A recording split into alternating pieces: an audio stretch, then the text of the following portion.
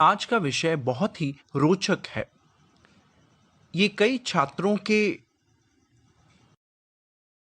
प्रश्न है जो अक्सर पूछते हैं, मैं अपने जीवन के बारे में कितना सोच सकता हूं? किसी चीज पर गर्व करना मेरे लिए ठीक है? क्या यह सोचना गलत है कि मैं भक्त हूं और मैं एक समुदाय से ताल्लुक रखता हूं? क्या यह सोचना गलत है कि मैं इस दुनिया का हूं?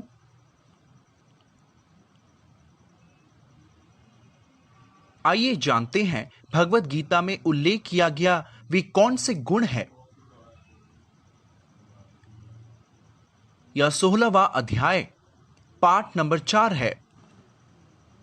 दंभो दर्पो अभिमानश्च क्रोधः पारुष्यम एव च अज्ञानां च बीजातस्य पार्थ संपदम आसुरीम। अहंकार, अभिमान, क्रोध, दंभ, कठोरता और अज्ञान ये गुण आसुरी प्रकृति के हैं।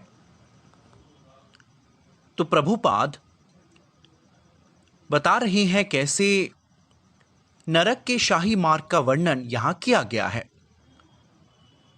एक राक्षस अपने धर्म आध्यात्मिक विज्ञान में उन्नति का प्रदर्शन करना चाहता है। हालांकि वे सिद्धांतों का पालन नहीं करते। वे हमेशा अभिमानी होते हैं, किसी ना किसी प्रकार की शिक्षा या अपने धर्म को लेकर गर्व करते रहते हैं। वे दूसरों द्वारा पूजे जाने की इच्छा रखते हैं और सम्मान की मांग करते हैं। हालांकि वे दूसरों को सम्मान नहीं देते। सम्मान देने और सम्मान मांगने में बहुत अंतर है। सम्मान देने का मतलब है आपके पास सभी अच्छे गुण हैं जिसे देखकर लोग आपका सम्मान करते हैं। इज्जत मांगने का मतलब मैं बहुत काबिल हूं, आप मेरी इज्जत करें, हम इज्जत मांगते हैं। तो यह घर के दो बच्चों के बीच हो सकता है, दो बड़े भाइयों के बीच हो सकता है, यह पति पत्नी के बीच हो सकता है, दो विद्वानों के बीच हो सकता है। मैं महान हूं, आपको मेरा सम्मान करना होगा। आध्यात्मिकता एक महत्वपूर्ण पाठ पढ़ाता है कि हमें अहंकार नहीं करना चाहिए। यदि आप आध्यात्मिक जीवन स्वीकार कर अहंकार करते हैं, उसे आध्यात्मिक जीवन की अवनति मानी जाती है, उन्नति नहीं। यहां वे कहते हैं तुम्हें दूसरों के द्वारा पूजे जाने की इच्छा नहीं रखनी चाहिए। सामान्यतः जिन लोगों को भौतिक जीवन में सम्मान नहीं मिल पाता, वे आध्यात्मिकता को अपनाते हैं यह सोचकर कि आध्यात्मिक जीवन में उन्हें कुछ सम्मान मिलेगा। लोग उन्हें साधु की तरह सम्मान देंगे। लोग दान करना चाहते हैं। कोविड राहत के दौरान हमने देखा है बहुत से लोग छोटे कागज का पैकेट पकड़े हुए कैमरा की ओर देखकर कह रहे हैं कृपया तस्वीर लें, और सिर्फ एक तस्वीर के लिए हम दान कर रहे हैं। तो भगवत गीता में वर्णित इस प्रकार के दान रजोगुण के दान, मतलब कुछ लाभ के लिए मैं दान कर रहा हूं। यह दान मैं आत्मा के लाभ के लिए नहीं कर रहा। वास्तविक दान हमें आत्मा के लाभ के लिए करना चाहिए और दोनों को एक दूसरे की मदद करनी चाहिए। किसी को कुछ देने से उसे दरिद्र सेवा नहीं कहते हैं, या मैं बहुत गरीब लोगों को दान दे रहा हूं जिससे मैं भगवान बन रहा हूं, मैं नारायण हूं, दूसरा व्यक्ति भी नारायण है। मैं दान कर रहा हूं क्योंकि वे दरिद्र हैं, वे गरीब हैं, मैं उनकी कुछ सेवा कर रहा हूं। दान किसी के उपकार के रूप में नहीं किया जाता, यह कर्तव्य के रूप में किया जाता है। मुझे कुछ कर्तव्य करना है और उस कर्तव्य में मैं किसी की मदद कर रहा हूं। मैं उन पर कोई एहसान नहीं कर रहा। अगर मैं मदद कर रहा हूं, आध्यात्मिक या भौतिक रूप से, तो आप अपने दायित्व के लिए कुछ कर रहे हैं। यह कर्म है, तो अच्छे कर्म है, बुरे कर्म है। ऐसे कई गतिविधियां हैं जिनमें आप उलझ सकते हैं। यहां विशेष रूप से आज हम अहंकार की बात कर रहे हैं। क्या अहंकार ठीक है? हम उन श्लोकों से पढ़ रहे हैं, विशेष रूप से भगवत गीता में वे अधिक अभिमानी लोगों को राक्षस की तरह उल्लेख कर रहे हैं। और आमतौर पर हमें गर्व क्यों होता है? क्या करने से हमें गर्व होता है? तो आइए देखते हैं। इसका उल्लेख भागवतम में है। जन्म, ऐश्वर्य, श्रुतश्री, 4 चीजों से वे अहंकारी हो सकते हैं। जन्म है, मैं एक बहुत सम्मानित परिवार, एक महान राष्ट्र या एक महान वंश में जन्म लेता हूं। इस तरह जिन लोगों ने एक महान वंश में जन्म लिया है, आमतौर पर उन्हें थोड़ा गर्व होता है। जैसे मेरा जन्म एक फिल्म अभिनेता, वैज्ञानिक या राजनीतिक परिवार में हुआ है, जो बहुत अधिक प्रभावशाली परिवार होते हैं, या मेरी बहुत अच्छी संगीत पृष्ठभूमि है, या मेरा दिमाग बहुत अच्छा है, या मैं बहुत अच्छा दिखता हूं। इसके बारे में हमें बहुत गर्व होता है। एक है जन्मा, अर्थात मैं एक बहुत ही सम्मानित परिवार में जन्म लिया हूं। तो जन्मा ऐश्वर्या, ऐश्वर्या हमारा धन है, हमारे जीवन में जो धन है। जन्मा ऐश्वर्या श्रुता है, हमारी शैक्षिक क्षमताएं। जन्मा ऐश्वर्या श्रुता और श्री, श्री सौंदर्य है। आमतौर पर जब जन्मा ऐश्वर्या श्रुता और श्री होते हैं, तो वास्तव में भागवतम में एक श्लोक है। पांडवों की मां कुंती देवी कृष्ण से प्रार्थना कर रही है, जब हम एक महान परिवार में जन्म लेंगे तो हम आपको समझ नहीं पाएंगे। पर ऐसा क्यों? फिर बताया गया है, जन्म ऐश्वर्य श्रुतश्री, एधा माना मदह पुमान। जब मदह में वृद्धि होता है, मदह नशा है, तुम नशे में हो कि मैं बहुत महान व्यक्ति हूं, मैं बहुत महान गायक हूं, मैं महान भक्त हूं। यहां तक कि अपने आप को एक महान भक्त मानना एक भक्त की योग्यता नहीं है। आप भगवत गीता या भागवतम देखें, एक भक्त खुद को महान नहीं समझता। प्रहलाद को महसूस हुआ कि वह एक राक्षस के पुत्र हैं। मैं कैसे भगवान नरसिंह को प्रार्थना कर सकता हूं? यह एक भक्त की योग्यता है। वह खुद को कभी महान नहीं समझता, कृत्रिम रूप से नहीं। जैसे कोई मेरी प्रशंसा करता है कि आप महान हैं, वे महसूस करते हैं, नहीं नहीं, मैं महान नहीं हूं, मैं महान नहीं हूं। हम इसे नम्रता से कह सकते हैं, लेकिन अंदर हम महसूस कर रहे होंगे, ओ मैं बहुत महान हूं। लेकिन मान लीजिए कोई आपसे कहता है आप में कोई बुरी आदत नहीं है, लगता है आप बहुत महान व्यक्ति हैं। हम भी इसका श्रेय लेना चाहते हैं। मैं महान हूं, इसलिए मुझे श्रेय लेना होगा। जैसे स्कूल के दिनों में हम एक चूहे के बारे में एक छोटी सी कहानी पढ़ते थे। एक चूहा ऋषि के पास गया था। आमतौर पर लोग आशीर्वाद लेने के लिए ऋषियों के पास जाते हैं।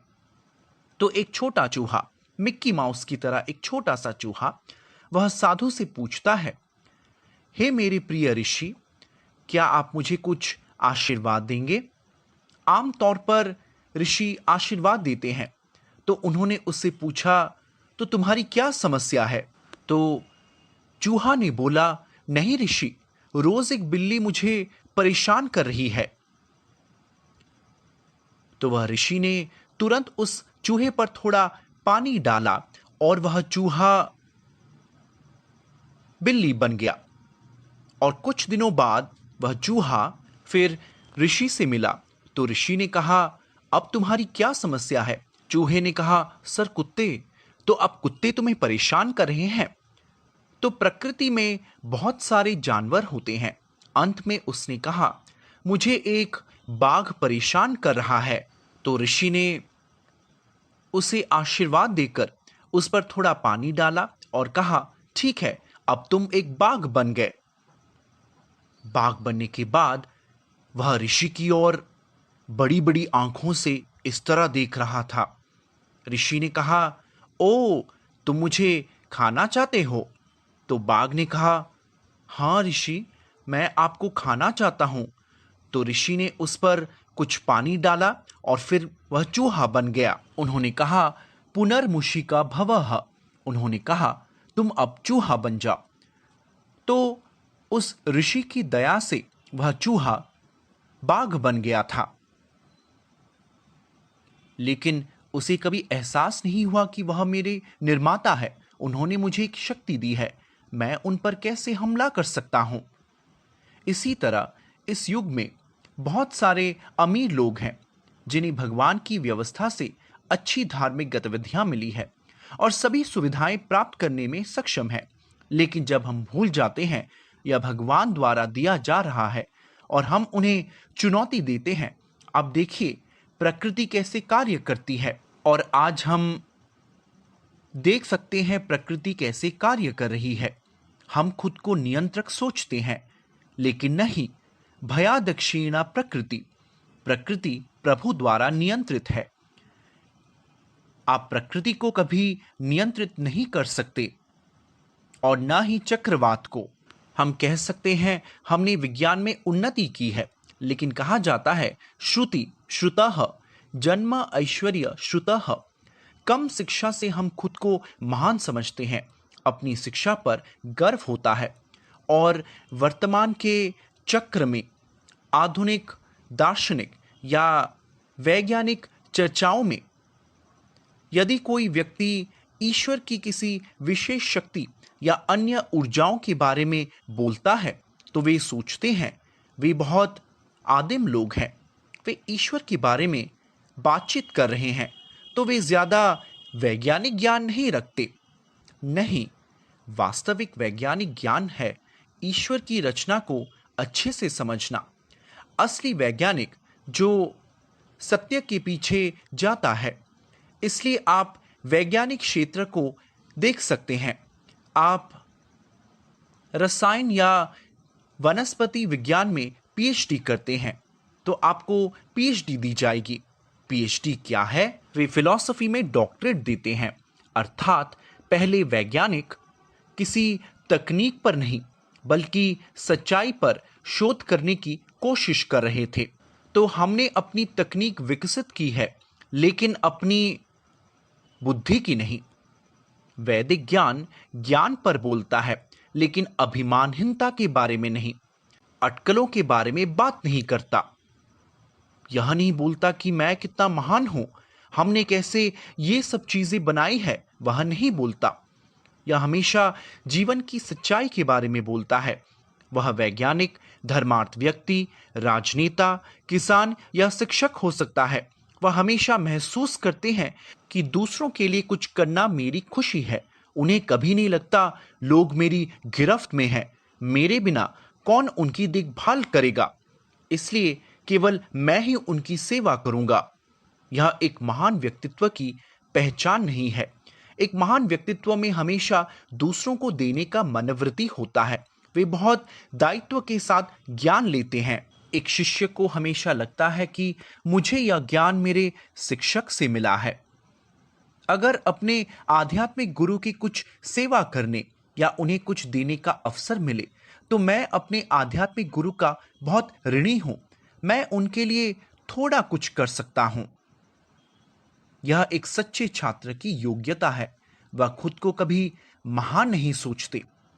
आप भगवान के अवतारों को देखें, प्रभु रामचंद्र या प्रहलाद जैसे भक्त या कोई भी महान नेता जिन्हें दुनिया भर में बहुत संघर्ष करना पड़ा, उन्होंने खुद को कभी महान नहीं सोचा।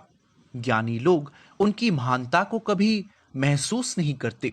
वे भगवान का आशीर्वाद देखते हैं। सिर्फ आशीर्वाद ही नहीं, वे ज्ञान भी देखते हैं कि यह मेरे गुरु ने दिया है। मैं इसे कैसे अपने कब्जे में ले सकता हूं? मुझे किसी ने दिया है, इसे फिर से किसी को देना होगा। इसलिए वैदिक ज्ञान में ब्राह्मण ब्राह्मण जिन्हें जाति के आधार पर नहीं बल्कि योग्यता के आधार पर माना जाता था। और योग्यता क्या थी? उन्हें पतना पाटना यज्ञ याजना दाना करना है। पटना पाटना का मतलब है वे सीखते हैं और सिखाते हैं। उन्होंने ज्ञान दिया है दूसरों को सिखाने के लिए। महाभारत में कुरुक्षेत्र में युद्ध शुरू होने से पहले धृतराष्ट्र उवाच धर्मक्षेत्रे कुरुक्षेत्रे समवेत युयुत्सवः। धृतराष्ट्र को संदेह हुआ कि उनके बेटे और पांडु के बेटे कैसे लड़ेंगे। कुछ समस्याएं हो सकती हैं। कुरुक्षेत्र धर्म क्षेत्र होने के कारण वे शायद नहीं लड़ सकते हैं। यह कोई काल्पनिक युद्ध क्षेत्र नहीं, एक वास्तविक युद्ध क्षेत्र था। जैसे कुछ विद्वान कहते हैं कि धर्म क्षेत्र केवल एक कल्पना है, इस तरह कई विद्वानों के अपने संस्करण हो सकते हैं, लेकिन वास्तव में धर्म क्षेत्र कुरुक्षेत्र, और कुरुक्षेत्र एक धर्म क्षेत्र है, बहुत पवित्र तीर्थ स्थान है। और धृतराष्ट्र चिंतित थे कि क्या वे वास्तव में लड़ेंगे।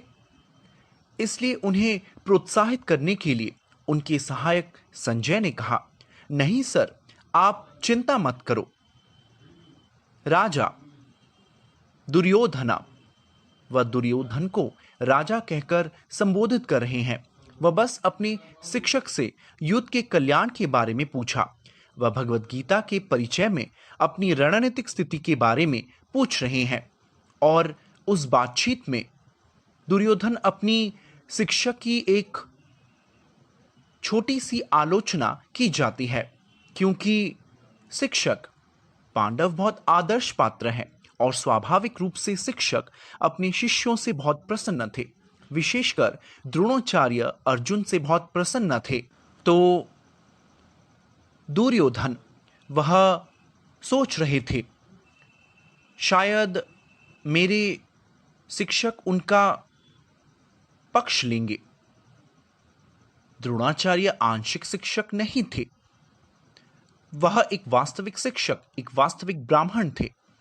वास्तव में दुर्योधन वह इंगित करते हैं द्रुपद के पुत्र धृष्टद्युम्न। द्रोणाचार्य को मारने के लिए वह तैयार थे, द्रोणाचार्य को मारने के लिए जन्म लिए थे। लेकिन जब वे द्रोणाचार्य उनके पास पहुंचे, द्रुपद ने उन्हें भेजा। आप देखिए वह कितने बुद्धिमान थे, उन्हें मारने की योजना थी। लेकिन द्रुपद ने कहा, तुम जाकर द्रोणाचार्य से सीखो, क्योंकि द्रोणाचार्य बहुत शक्तिशाली थे, कोई भी उन्हें मार नहीं सकता। तो उन्होंने कहा, कृपया मुझे आप सिखाइए, अर्थात आप मुझे शिक्षा दें, मैं आपको एक दिन मार दूंगा। लेकिन ब्राह्मण अपने दिमाग में, अपने प्रगतिशील ज्ञान में बहुत मजबूत थे। उन्होंने कभी नहीं सोचा कि यह आदमी मुझे एक दिन मार डालेगा तो मैं उसकी हत्या कर देता हूं। नहीं, वह उसे ज्ञान सिखाने के लिए तैयार थे। वह नहीं सोच रहे थे कि कल यह आदमी मुझे मार डालेगा तो मैं उसे नहीं सिखाऊंगा। नहीं, वह तैयार थे। यह ब्राह्मण का स्वभाव है कि मृत्यु आए तो भी वह संकोच नहीं करेगा। मृत्यु को लेकर क्यों चिंता करूं, मुझे आज सिखाने दो। तो भगवत गीता में भी ब्राह्मण का यह ज्ञान, किस प्रकार ब्राह्मणों ने ज्ञान को छिपाने के लिए नहीं बने थे, जो बाद में कलयुग में होता है। और कलयुग का अर्थ है सब कुछ घटता है। तो ब्राह्मण, क्षत्रिय, वैश्य, पिछले युगों में जाति व्यवस्था नहीं थी, लेकिन कलयुग में यह केवल जन्म पर आधारित है और आपका जन्म प्रमाण पत्र, जाति प्रमाण पत्र पर आरक्षण मिलता है। इसी तरह जाति आरक्षण पर आधार है। लेकिन उन दिनों यह उनके स्वभाव पर आधारित था। जैसे आप किसी जज के घर पैदा हुए हैं, बिना योग्यता के आप जज नहीं बनते। आपको सिर्फ जज का बेटा कहा जाएगा, आपको स्वयं न्यायाधीश नहीं कहा जा सकता।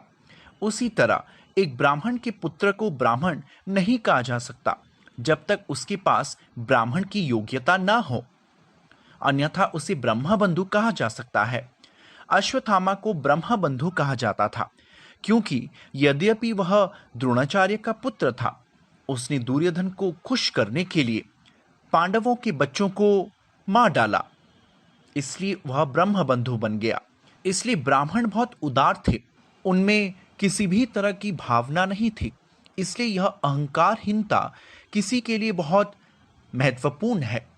यहाँ उल्लेख है कि हमें हमेशा सम्मान की मांग नहीं करनी चाहिए, लेकिन योग्य बनकर सम्मान की कमान संभालनी है। ऐसा नहीं कि हम इंतजार करेंगे कि मैं कब योग्य बनूंगा ताकि लोग मेरा सम्मान करेंगे। यह विनम्रता नहीं है। नम्रता का मतलब है कि आप दूसरों से सम्मान की आशा नहीं रखते। आज का विषय भेजते समय उन्होंने मुझे एक बिल्ली की आईना को देखने की तस्वीर दिखाई। हो सकता है आपने आज मेरी कक्षा से पहले वह तस्वीर देखी होगी। इसका क्या मतलब है? तो एक बिल्ली आईने में देखकर महसूस कर रही है कि वह एक बड़े शेर की तरह है। वास्तव में वह एक बिल्ली है, लेकिन यह महसूस कर रही है कि वह एक बड़ा शेर है। तो कुंती देवी प्रार्थना कर रही है कि जन्म ऐश्वर्य श्रुतश्री, यदि आप एक बहुत बड़े परिवार से हैं, या आपके पास बहुत धन है, या आप बहुत शिक्षित हैं जो गर्वित कर सकता है, या आप बहुत सुंदर हैं, यह सुंदरता कब तक रहेगी?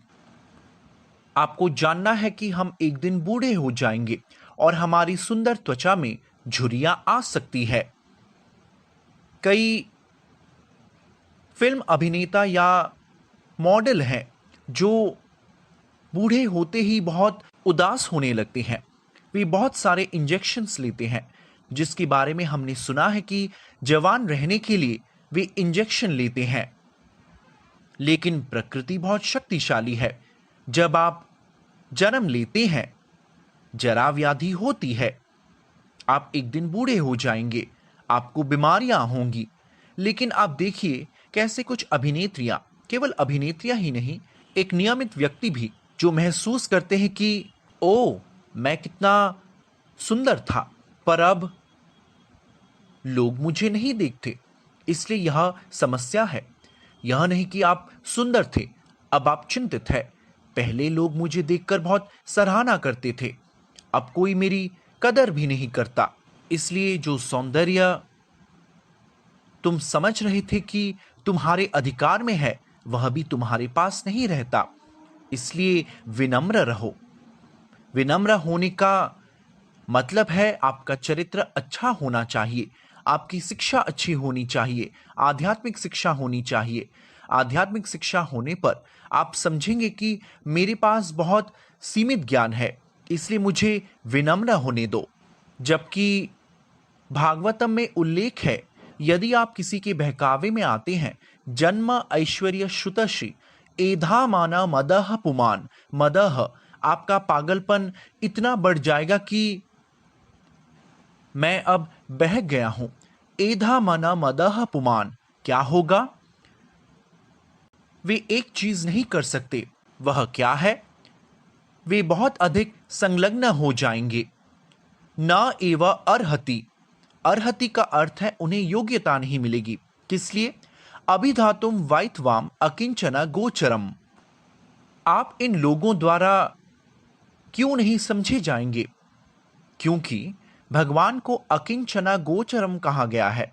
अकिंचना का अर्थ है जिसके पास कोई संपत्ति नहीं है। मेरे पास कुछ भी नहीं है मेरे प्रभु। असली गर्व जो इस दुनिया के साथ ले सकता है वह है कि मैं भगवान का हूं और भगवान मेरा है। यही मेरा एकमात्र अधिकार है। मेरे पास कोई अन्य संपत्ति नहीं है। प्रहलाद एक छोटा लड़का था और उसके पिता द्वारा, अपनी ही मां द्वारा जहर लेने के लिए मजबूर किया गया था। मां भी रो रही थी क्योंकि उन्हें अपने ही बेटे को जहर देना पड़ा। एक छोटा लड़का एक बड़े दानव के साथ क्या कर सकता है? उसने जहर स्वीकार किया। जो भी हो जाए, मेरा भगवान मेरी देखभाल करेगा। वह चिंतित नहीं था। यह एक अधिकार है। आप प्रभु से संलग्न हो जाएं। मेरे पास कुछ भी नहीं है। यदि आपको गर्व महसूस करना है तो आप महसूस करते हैं कि मैं भगवान का हूं। भगवान सभी के हैं, परंतु मैं भगवान का हूं। यह संपत्ति तुम्हारी होनी चाहिए और कोई संपत्ति नहीं।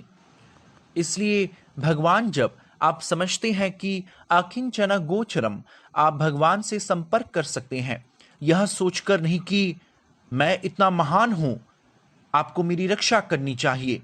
इस तरह आदेश देने पर वो आपकी रक्षा क्यों करेंगे? वह आपकी रक्षा क्यों करें? उनके पास आपसे अधिक सुंदरता है। वह आपसे अधिक ज्ञानी है। क्या आप अपने प्रोफेसरों या अपने कंपनी में उच्च पदाधिकार के लोग से कह सकते हैं कि सर, मैं आपको बता रहा हूं, आप निम्न स्थिति में हैं, तब भी आप नहीं बता सकते? आप नम्र भाव से उन्हें कुछ भी बता सकते हैं। तो इसी तरह यह अभिमान आपके लिए क्या लाएगा? दंभः, दर्पः। दंभः का मतलब है इस तरह का गर्व क्या होगा? आप सोचने लगेंगे कि आप इतने महान हैं कि आप किसी का अपमान कर सकते हैं। हम भगवान शिव के अपने ससुर दक्ष के साथ युद्ध के बारे में जानते हैं। इस विषय पर श्रीमद् भागवतम और अन्य पुराणों में भी चर्चा की गई थी। लेकिन श्रीमद् भागवतम विशेष रूप से महान आत्माओं के गुण, भगवान और उनके शुद्ध भक्त आचार्यों, भक्तों की वंशावली और उनके चरित्रों के बारे में बताते हैं।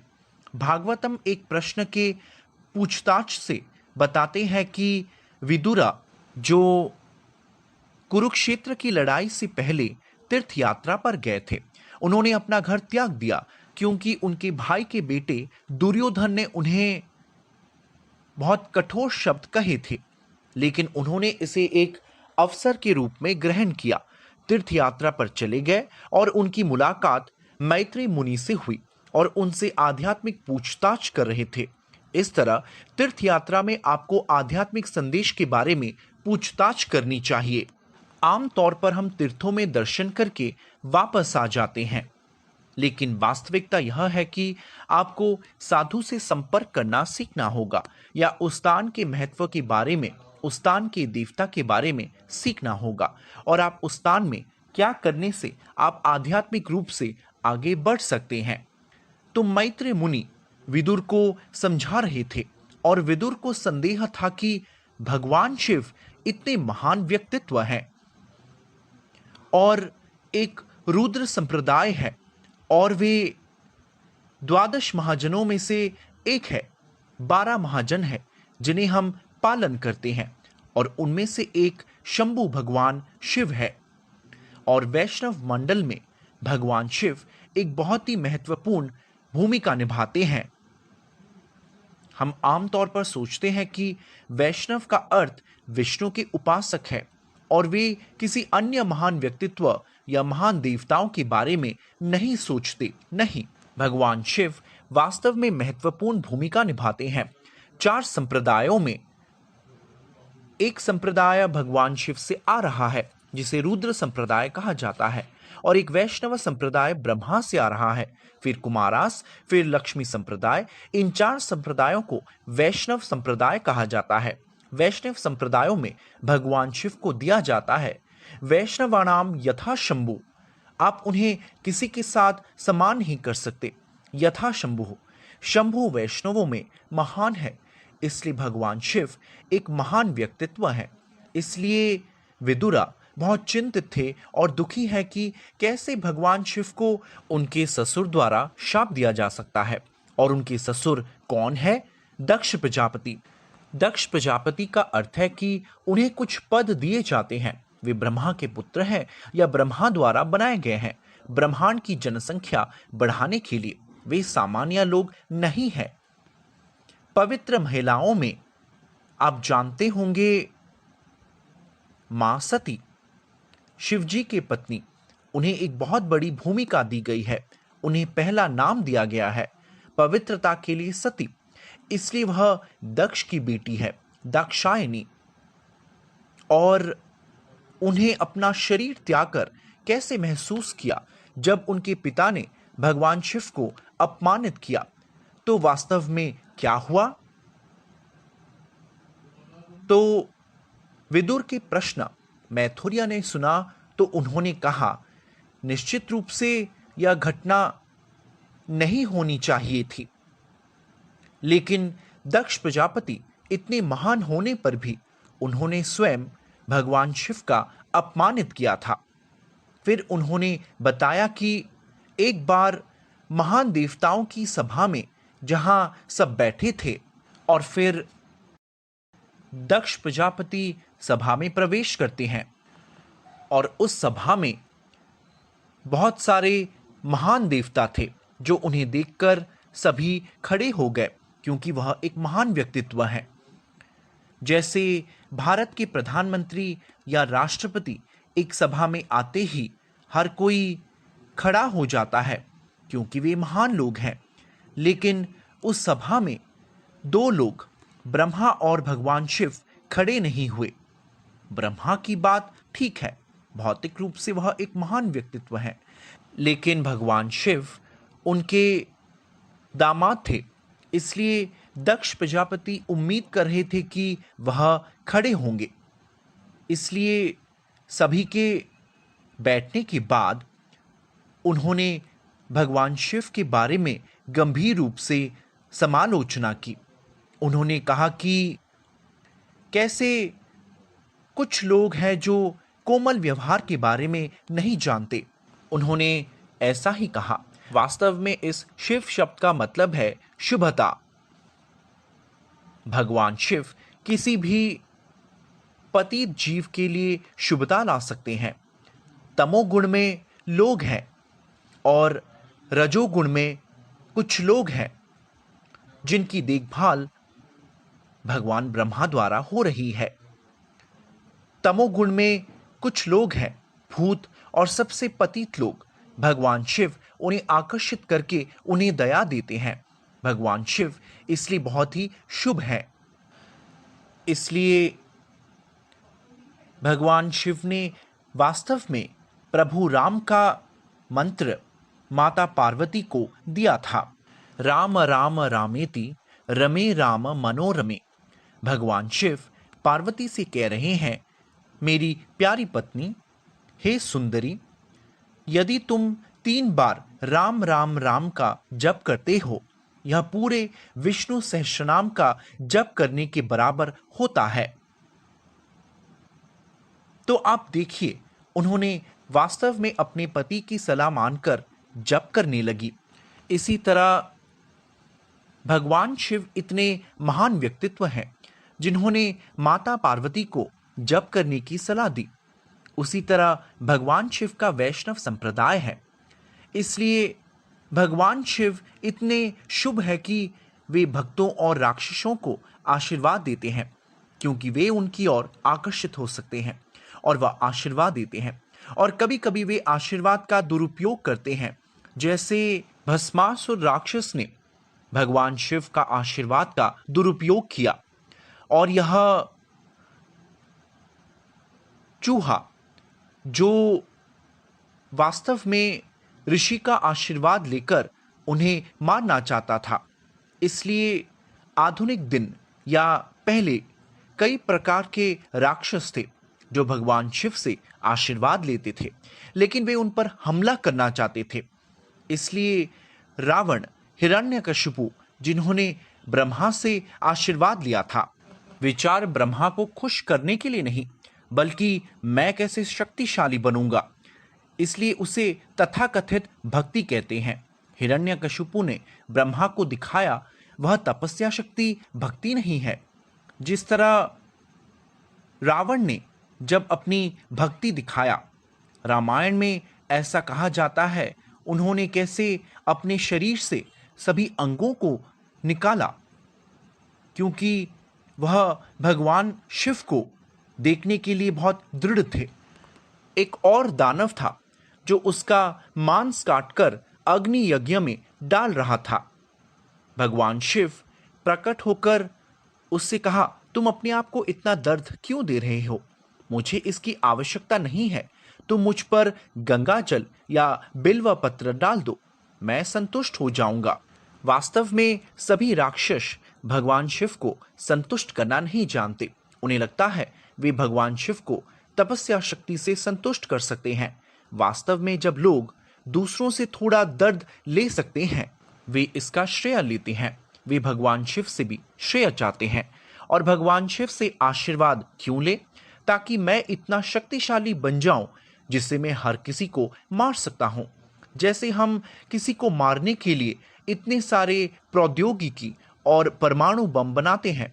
हम कहते हैं हम उन्नत हो रहे हैं, हम प्रौद्योगिकी की उन्नति कर रहे हैं, तो हम क्या करते हैं वास्तव में?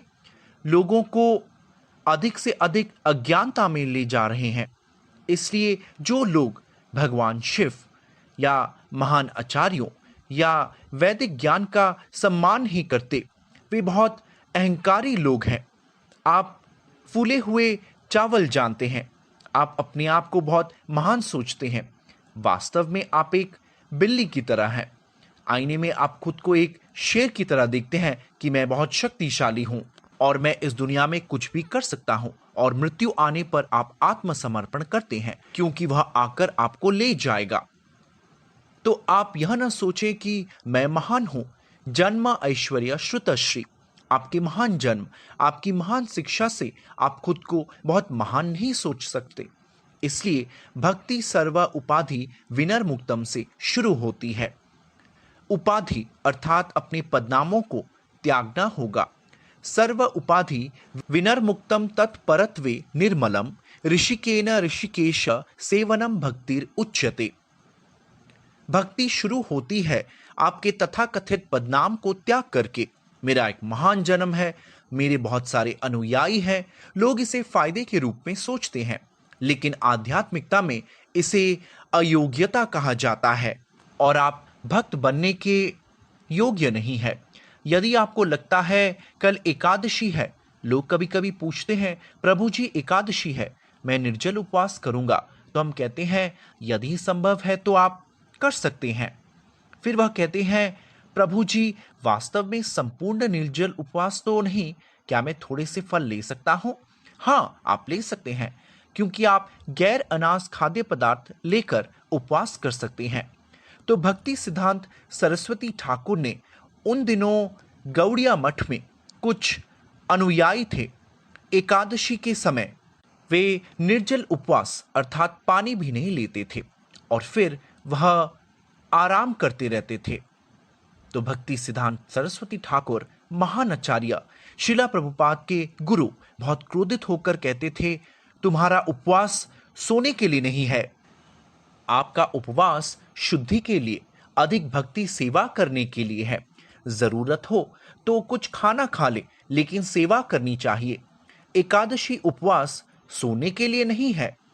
जैसे लोग शिवरात्रि के दिन करते हैं, पूरी रात लोग यह सोचकर फिल्में देखेंगे कि मुझे नींद ना आए, मुझे बहुत सारे पुण्य पवित्र कार्य मिलेंगे।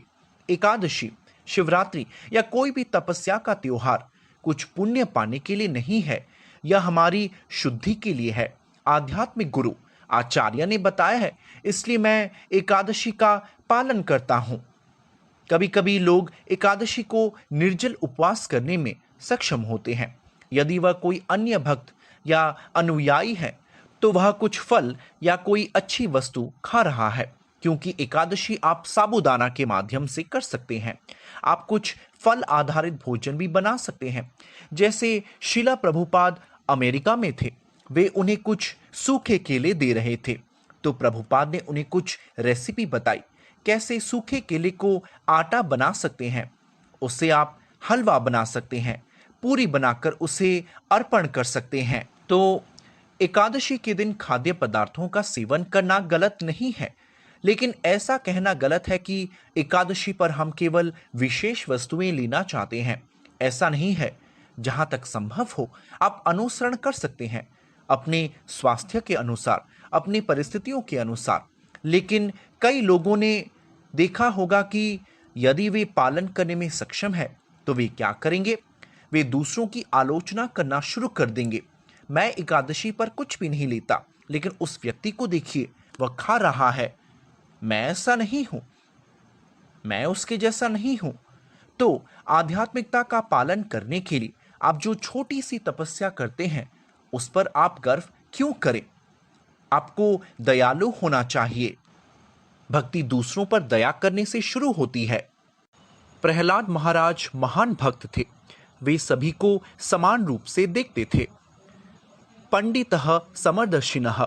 समदर्शिनः का अर्थ है वह सभी को, भक्त या गैर भक्त को समान रूप से देख सकते हैं। लेकिन क्योंकि हम भक्तों की प्रगति कर रहे हैं, हम सभी को समान रूप से देखने के योग्य नहीं है, क्योंकि हमारे पास वह दृष्टि नहीं है। यह अनुशंसा की जाती है कि आप भक्ति के एक प्रगतिशील स्तर पर हों तो लोगों के प्रति दया भाव रखना चाहिए, जो अधिक योग्य नहीं है या जो अभ्यास करने में सक्षम नहीं है। तो बहुत दयालु बने। अंत में भक्ति साझा करने के लिए है, इसे पकड़ कर रखना नहीं है।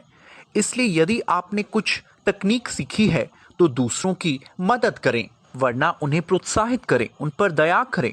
वही भक्ति है। तो आप भक्ति का पालन कर रहे हैं या कुछ कला सीखे हैं, आप कुछ कंप्यूटर प्रोग्रामिंग जानते हैं, गाना जानते हैं, अच्छी रेसिपी बनाना जानते हैं। जो लोग सामान्यतः अभिमानी होते हैं या तथाकथित प्रतिभाशाली लोग सोचते हैं, अपना प्रतिभा दूसरों को दूंगा तो वे और भी प्रतिभाशाली हो जाएंगे और मैं उस पर से अपनी पकड़ खो दूंगा। इस दुनिया में यही समस्या है। लोग सोचने लगेंगे जब मैं किसी को दूंगा तो लोग मेरी प्रतिभा को छीन लेंगे। नहीं नहीं, दरअसल आप जितना प्रतिभा देंगे आपको उतना ही आशीर्वाद मिलेगा। आप दूसरों को देने में अधिक से अधिक योग्य बनेंगे।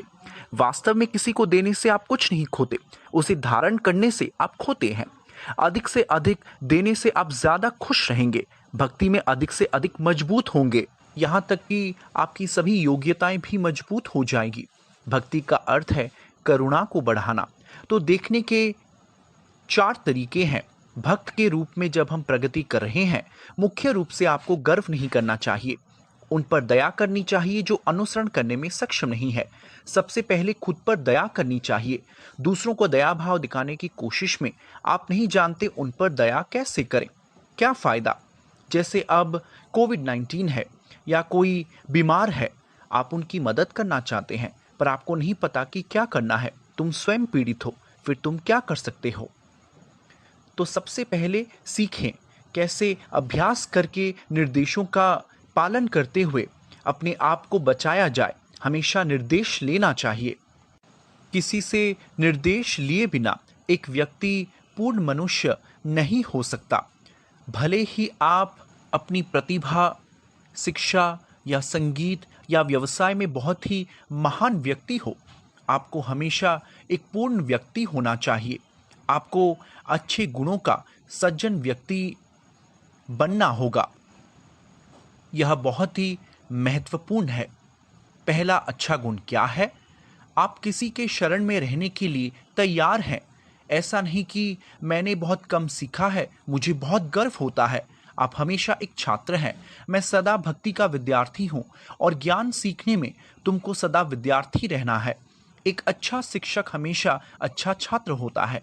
एक अच्छा शिक्षक एक अच्छा छात्र नहीं बन सकता। यह सोचकर कि मैं एक अच्छा छात्र हूं और मैं किसी से नहीं सीखूंगा। तुम दूसरों को सिखाने के लिए ज्ञान सीख रहे हो, तो यह हमेशा है। तो यदि आप 4 गुणों को देखते हैं तो आपको सबसे पहले सीखना होगा और दूसरों को भी सिखाने में सक्षम होना चाहिए। सीखना और सिखाना, तो 2 चीजें पहले से ही 4 गुणों में शामिल है। दूसरा है आपको अपने साथियों के साथ दोस्ती करनी चाहिए। मतलब अभ्यास करते व्यक्तियों से हम मित्रता कर सकते हैं। आपने जो सीखा है उसे साझा करके। कहते हैं परस्परम बोधयन्तो माम तुष्यन्ति च रमन्ति च। लोग बहुत खुश होते हैं जब आप उन्हें कुछ देते हैं। तुष्यन्ति च रमन्ति च, तुम बहुत प्रसन्न होगे। परस्परम बोधयन्तो माम, भगवद गीता में कहा गया है, ज्ञान को मित्रों के बीच साझा करके आप बहुत खुश होंगे। तो प्रगति करने वाले व्यक्ति के लिए ये तरीके बहुत महत्वपूर्ण है। तो पहले आप गर्व नहीं कर सकते। गर्व क्यों करें? किस लिए गर्व करें? आइए विश्लेषण करें। यह शरीर किससे बना है? किसी रसायनज्ञ के पास जाएं तो वह कहेगा आप कुछ रसायनों से बने हैं।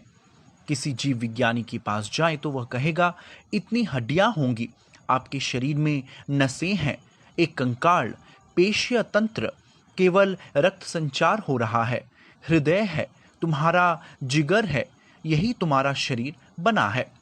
तो क्या फायदा गर्व करके कि मेरे पास एक जिगर है? मैं जिगर हूं? नहीं। क्या मैं हृदय, दिमाग, आंखें या नाक हूं? नहीं, मैं उससे परे हूं। मैं एक आत्मा हूं। इसलिए एक आत्मा के रूप में आप यह शरीर नहीं है, एक विशेष उद्देश्य के लिए, भगवान को महसूस करने के लिए। आप नहीं सोच सकते कि मैं यह शरीर हूं। आप यह शरीर है तो यह शरीर किससे बना है? केवल कुछ ही रसायन, हड्डियों से और उस मांस की जैसे विशाल रचनाएं हैं। मिल्की वे, गैलेक्सी और यह सृष्टि बहुत सी चीजों से बनी है। और श्रीला प्रभुपाद एक बार पूरी सृष्टि के बारे में बात कर रहे थे, कैसे भगवान ने सृष्टि बनाई है और उनके शरीर से इतने सारे ब्रह्मांड बाहर आ रहे हैं और वे अंदर जा रहे हैं। और उस ब्रह्मांड में से एक ब्रह्मांड, अंत में 14 ग्रह प्रणाली है। भगवान ब्रह्मा है और 7 ग्रह प्रणाली है, 7 ऊपर और 7 ग्रह नीचे है। ऊपर अर्थात भूलोका, भुवरलोका, स्वर्गलोका, जनलोका, तपोलोका, ऐसे कई सारे ग्रह नीचे हैं। भूलोक के बाद अटला विटला शीतला पाताला तला तला, ऐसे निम्न ग्रह प्रणाली है। इनमें से एक छोटे ब्रह्मांड में हजारों ग्रह है, कई ग्रह है। और इन सभी ग्रहों में एक पृथ्वी ग्रह है और इस पृथ्वी ग्रह में लाखों करोड़ों लोग हैं और कई अन्य जीवित संस्थाएं हैं, मछलियां हैं, इतने सारे पेड़ पौधे हैं, अनेक पक्षियां हैं। मानव आबादी में इतने सारे लोग हैं और उनमें से एक देश अमेरिका या भारत जैसे कई देश हैं और उनमें से एक घर, अनेक लोग। और फिर प्रभुपाद अपने एक शिष्य की बात कर रहे हैं कि यह व्यक्ति सोच रहा है कि वह बहुत महान है। हम उच्च संस्करण से देखें तो जहां हम उच्च दृष्टि से देखते हैं, आप वहां देख सकते हैं सब कुछ बहुत छोटी छोटी है। जैसे हवाई जहाज से लोग चींटियों जैसे दिखाई देते हैं, तो देवता हमें तुच्छ छोटे कीड़े की तरह देख रहे हैं। जैसे हम तुरंत पानी डालते हैं तो बगीचे के पास हमारी जानकारी के बिना कुछ कीड़े पानी में बह रहे होते हैं। देवता के लिए हम वैसे हैं। देवताओं के लिए सुनामी एक छोटे पानी की तरह होता था। जैसे एक गिलास पानी हम फेंकते ही इतने सारे कीड़े सुनामी की तरह बह रहे होते हैं। तो हम इतने तुच्छ जीव हैं। यह सापेक्षता का सिद्धांत है। देवता समुद्र में खड़े होते हैं तो पानी यहां तक होगा। दुग्ध सागर की भांति भागवतम में सुना है कि देवताओं और असुरों द्वारा दुग्ध महासागर का मंथन, उसमें वर्णन है कि वे दूध सागर पर खड़े हैं और यह केवल उनके उंगलियों तक था और वे डूब नहीं रहे थे। तो वे इतने लंबे और मजबूत थे और यह उनकी स्थिति के अनुसार। और जब हम इसे देखते हैं, हमारे लिए यह महान है। देवताओं के लिए भी मृत्यु है। केवल प्रभु और महत्वपूर्ण प्रशासक नहीं मरते, अन्य ब्रह्मा के लोग रोज मरते हैं या सहस्राब्दी के बाद ऐसा होता है। तो शरीर के बारे में सोचना, इसमें क्या महान है? मैं इतना महान हूं या मैंने अपने जीवन में कुछ हासिल किया है और फिर सब कुछ बंद हो जाता है। और बहुत सारे बीमारी के वीडियो घूम रहे हैं। आप बहुत अमीर लोग देख सकते हैं। हाल ही में एक व्यक्ति ने कहा कि वे अस्पताल गए थे और वहाँ बड़ी बड़ी कारें आ रही हैं और कार से बाहर आते ही वे दर्द से जोर जोर से रो रहे हैं। देखिए, 70 लाख रुपए की कार हो तो भी आपकी बीमारी आपको नहीं छोड़ेगी। ऐसा नहीं कि आपके पास 70 लाख रुपए की कार है तो मैं आपको दर्द नहीं दूंगा। इसलिए राजा या भिक्षु की शरीर हो, आपका शरीर सफेद या गहरे रंग का हो, बुखार होने पर तापमान बढ़ जाएगा।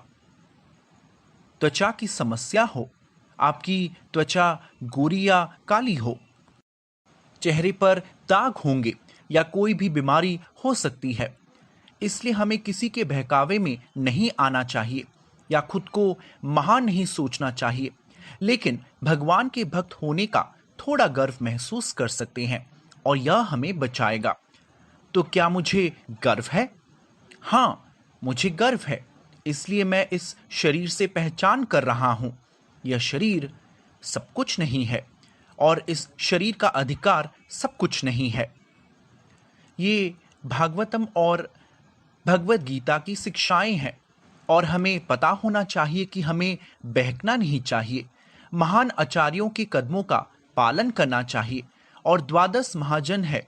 प्रत्येक महान आत्मा ने हमें कुछ सिखाया है, जैसे भगवान शिव और ध्रुव महाराज ने हमें सिखाया है। इसलिए हमें जन्म, ऐश्वर्य, श्रुतश्री चेतना से मुक्त होना है और हमें एधा माना मदह पुमान नहीं बनना चाहिए। मेरा मदह, मेरा पागलपन नहीं बनना चाहिए, लेकिन मुझे अकिंचना बनना चाहिए। मुझे सभी संपत्ति से मुक्त हो जाना चाहिए।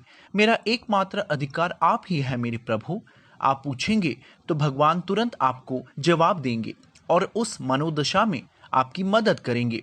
यदि आप हर दिन हरे कृष्णा कृष्णा कृष्णा हरे हरे, हरे राम राम राम हरे हरे का जाप करते हैं, उस मनोदशा में हरे कृष्णा का अर्थ है हे भगवान की ऊर्जा, हे मेरी माँ मेरी मदद करें, कृपया अपनी सेवा में मुझे शामिल करें।